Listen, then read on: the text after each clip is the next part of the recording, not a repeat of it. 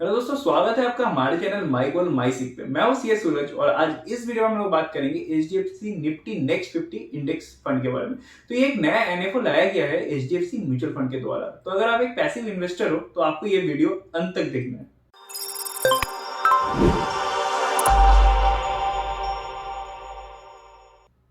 तो पहला सवाल है, निफ्टी नेक्स्ट 50 क्या है आखिर में। तो दोस्तों, आपको पता होगा कि निफ्टी 50 में जो इंडिया के टॉप 50 कंपनीज है वो सारे कंपनीज आपको निफ्टी 50 में देखने को मिलेंगे। तो 50 कंपनीज के बाद जो 51 नंबर से लेकर जो 100 नंबर तक की बड़ी कंपनीज है वो आपको कहाँ देखने को मिलेंगे? वो आपको देखने को मिलेंगे निफ्टी नेक्स्ट 50 में। तो ये जो निफ्टी नेक्स्ट 50 के कंपनीज है इनमें वो पोटेंशियल है कि वो नेक्स्ट बड़े कंपनीज बन सकते हैं, निफ्टी 50 में इंक्लूड हो सकता है। तो निफ्टी नेक्स्ट 50 में आप क्यों इन्वेस्टमेंट करोगे, इसका जवाब मैं अभी आपको देता हूं। तो पहला है, आपको डाइवर्सिफिकेशन बेनिफिट्स मिल जाएगा, आपको स्टॉक्स के लेवल पे भी प्लस सेक्टरल लेवल पे भी। तो हम लोग बाद में चर्चा करेंगे कि कैसे इसका सेक्टरल एलोकेशन है। आपको हायर पोटेंशियल मिलेगा ग्रोथ का और आप उन कंपनीज में इन्वेस्टमेंट कर रहे हो जो कि नेक्स्ट ब्लू चिप बन सकते हैं। आपको एक्सपोजर मिलेगा यूनिक बिजनेसेस में, क्योंकि ये वो कंपनीज है जो कि ग्रोथ ओरिएंटेड और नए नए स्ट्रेटेजीज में काम करती है। तो आपको इन यूनिक बिजनेस में इन्वेस्टमेंट करने का मौका मिल जाएगा। एंड फोर्थ, आप बेटर रिटर्न पा सकते हो रिस्क को एडजस्ट करते हुए। कहने का मतलब, रिस्क को ध्यान रखते हुए आप एक बेटर रिटर्न का एक्सपेक्टेशन रख सकते हो इन कंपनीज में इन्वेस्टमेंट करके। तो ये जो सेक्टरल एलोकेशन है वो किस तरह का है वो अभी हम लोग इसमें देख पा रहे हैं कि आपका जो कंज्यूमर गुड्स एंड सर्विसेज है इसमें सबसे हाईएस्ट एलोकेशन है निफ्टी नेक्स्ट 50 में। वही अगर निफ्टी 50 का बात करूं तो निफ्टी 50 का जो हाईएस्ट एलोकेशन रहा है वो है आपका फाइनेंशियल सर्विसेज में। तो निफ्टी नेक्स्ट 50 का highest allocation consumer goods and service, फिर फाइनेंशियल सर्विस, मेटल्स, फार्मा, इस तरह से इसका एलोकेशन है। वही निफ्टी 50 में हाईएस्ट एलोकेशन फाइनेंशियल सर्विसेज है, प्लस आईटी में भी काफी ज्यादा एक्सपोजर है। बट आप निफ्टी नेक्स्ट 50 में इन्वेस्टमेंट करोगे तो आपको आईटी में थोड़ा कम एक्सपोजर देखने को मिलेगा, क्योंकि फाइनेंशियल सर्विसेज और कंज्यूमर गुड्स में हाईएस्ट एलोकेशन है।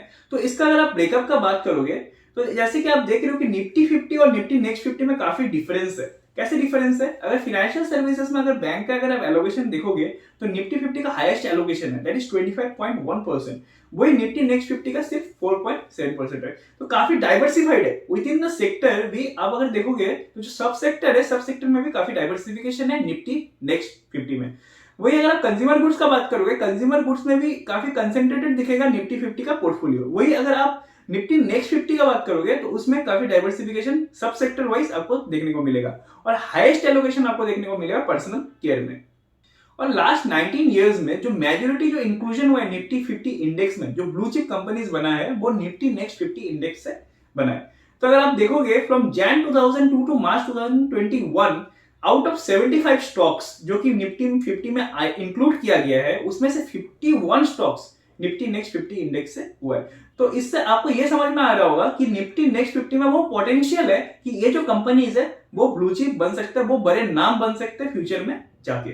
जहां तक परफॉर्मेंस का सवाल है, आप ये देखोगे कि निफ्टी नेक्स्ट 50 ने निफ्टी 50 से काफी बेटर परफॉर्म किया है और ड्यूरिंग द लास्ट 19 इयर्स इसका जो रिटर्न रहा है वो 3.7% सीएजीआर से ज्यादा रहा है निफ्टी 50 के कंपैरिजन में। तो निफ्टी नेक्स्ट 50 ने जो परफॉर्मेंस दिया है that is more better than Nifty 50 के इंडेक्स।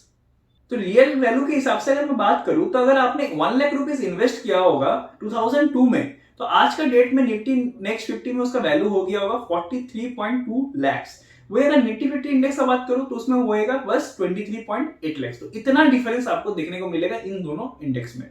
दोस्तों, एक इंपॉर्टेंट बात आ जाता है कि अक्रॉस द मार्केट साइकिल, जैसे अभी आपका बूम होता है, कभी आपका रिसेशन आता है, तो इन तरह की सिचुएशंस में कैसा परफॉर्म किया इन इंडेक्स ने।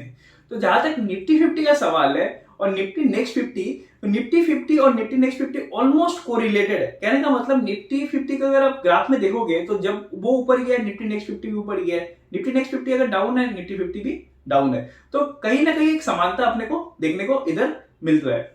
बट इस पॉजिटिव कोरिलेशन को ध्यान में रखते हुए भी आप एक चीज इससे समझ पा रहे होंगे कि इस जो निफ्टी नेक्स्ट 50 है उसमें आपका हायर वॉलेटिलिटी है।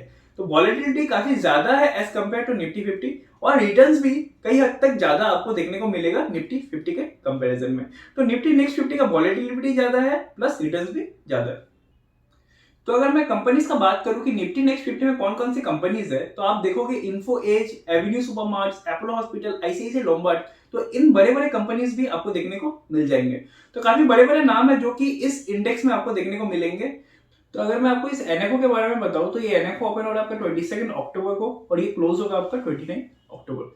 इस स्कीम में आपको कोई एंट्री लोड नहीं है और जहां तक एग्जिट लोड का सवाल है, एग्जिट लोड भी नहीं है। और बेंचमार्क इंडेक्स इसका रहेगा Nifty next 50 total return index और फंड मैनेजर है मिस्टर किशन कुमार दग्गा। जहां तक मिनिमम एप्लीकेशन का सवाल है, ड्यूरिंग एनएफओ आप मिनिमम एप्लीकेशन साइज 5000 से स्टार्ट कर सकते हो और during continuous offer period, that is NFO के बाद वाले जो पीरियड है उसमें आप परचेस कर सकते हो 5000 रुपीज के मिनिमम एंड एडिशनल परचेस कर सकते हो 1000 के मल्टीपल में। तो दोस्तों मैंने आपको इस एनएफओ के बारे में बताया। तो ये एनएफओ उनके लिए सही है जो कि एक पैसिव इन्वेस्टर है और इंडेक्स फंड में इन्वेस्टमेंट करना चाहते हैं। अगर अभी भी आपका मन में कोई क्वेरीज है तो आप उसे कमेंट कर सकते हो। अगर आपको ये वीडियो अच्छा लगा तो उसे जरूर लाइक करिए, शेयर करिए अपने दोस्तों के साथ और हमारे चैनल को डेफिनेटली सब्सक्राइब करिए।